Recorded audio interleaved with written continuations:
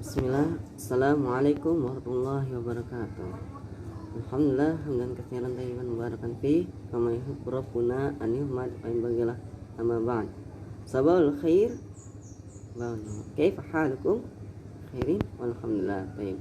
Insyaallah pada kesempatan kali ini kita akan belajar sirah nabawiyah yang berjudul tema kali ini yaitu berkenaan tentang kelahiran dan masa pertumbuhan Rasulullah Sallallahu Alaihi Wasallam.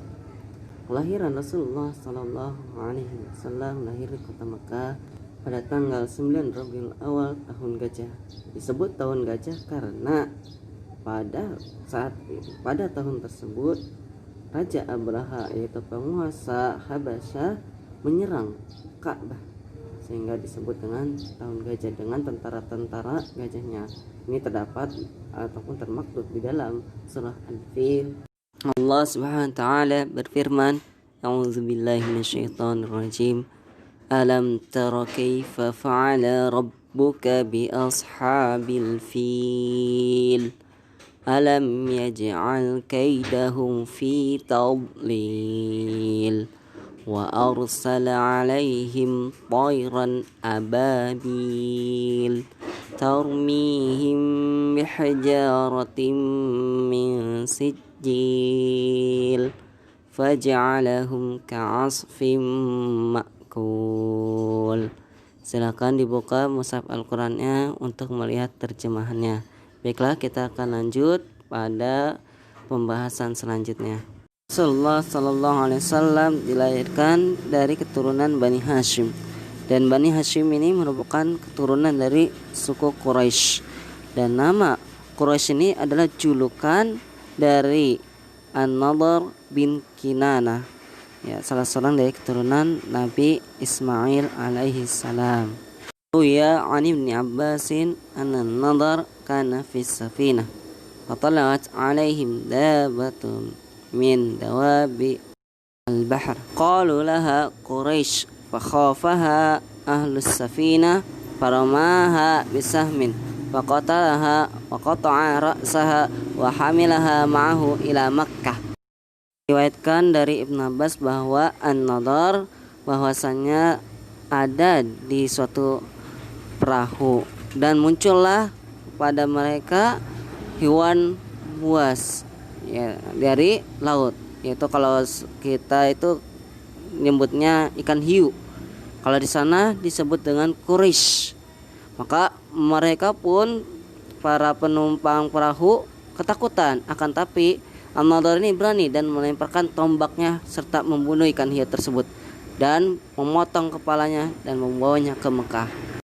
Rasulullah Sallallahu Alaihi Wasallam lahir dalam keadaan yatim karena ketika itu bapaknya meninggal ketika beliau dalam kandungan ibunya yang berusia 2 bulan. Nama bapaknya adalah Abdullah bin Abdul Muthalib, sedangkan nama ibunya yaitu Aminah binti Wahab.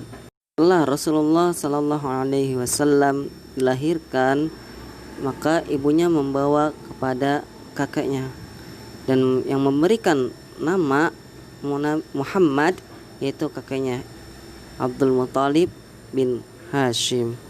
Setelah hari ke-7 kelahirannya, beliau pun dikhitan, dan ini adalah merupakan syariat dari Nabi Ibrahim alaihi salam.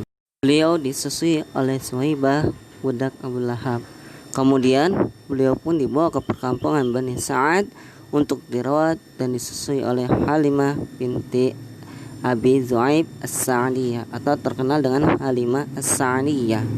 Pada awalnya Halimah menolak karena beliau anak yatim dan tidak bisa diharapkan untuk mendapatkan materi ataupun bayaran upah untuk dirinya.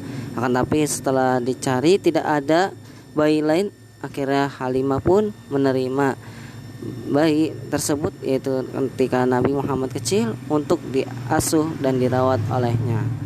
Di perkampungan Bani Sa'ad ini adalah tempat ataupun suatu lembah yang asri dan udara segar.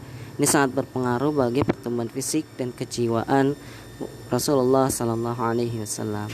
Pada suatu hari ketika Rasulullah Shallallahu Alaihi Wasallam berusia 5 tahun, beliau bermain bersama teman-temannya di perkampungan Bani Sa'ad.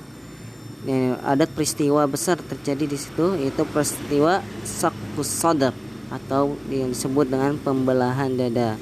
Tiba-tiba malaikat Jibril datang dan membaringkan beliau dan dibelah dadanya, kemudian hatinya diambil dan dikeluarkan segumpal darah. Dan berkata malaikat Jibril, ini adalah bagian yang ini merupakan adalah bagian setan yang terdapat di dalammu. Kemudian setelah itu dicucilah segumpal darah tersebut dengan air zam-zam yang terdapat di dalam bejana emas. Kemudian setelah selesai pencucian tersebut, dikembalikan hati beliau seperti semula kala. Melihat hal tersebut, teman-temannya melaporkan kepada Halimah bahwa Muhammad telah dibunuh. Kemudian mereka pun segera datang menghampirinya dan mendapatkan bahwa Nabi Muhammad sedang dalam keadaan pucat. Setelah peristiwa Saqus Sadr, Halimah merasa khawatir dan membawanya ke Mekah untuk dikembalikan kepada ibunya.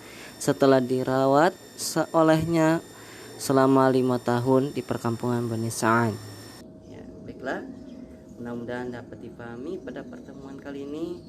Kita tutup dengan doa kafaratul majlis. Subhanaka Allahumma bihamdika asyhadu an la ilaha illa anta astaghfiruka wa atubu ilaik. Assalamualaikum warahmatullahi wabarakatuh.